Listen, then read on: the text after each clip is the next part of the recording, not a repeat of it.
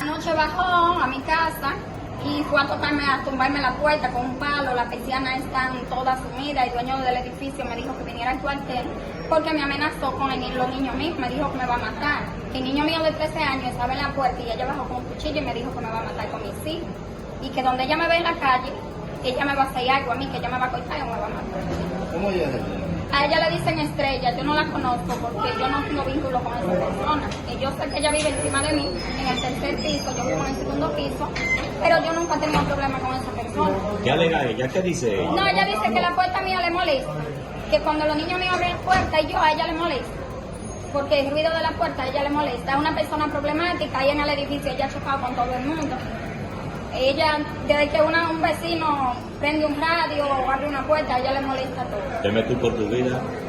Claro que sí, porque no es que yo le tenga miedo, pero mis hijos, yo me voy a trabajar, yo lo dejo ahí, y yo no quisiera que a mí me pase algo, ni a mis hijos tampoco. Si algo te pasa a ti, ¿cuánto se A ella, toda la responsabilidad le cae a ella. ¿Cómo se llama ella? A ella le dicen Estrella. ¿Dónde fue eso? Está en la calle 6, el edificio El Polar. ¿Qué fue lo que ella te hizo? Ella fue a mi casa a agredirme, ella sumió persiana, le entró a palo a la puerta, ella dice que me va a matar con mis hijos, porque supuestamente a ella le molesta la puerta cuando yo la abro. ¿A quién?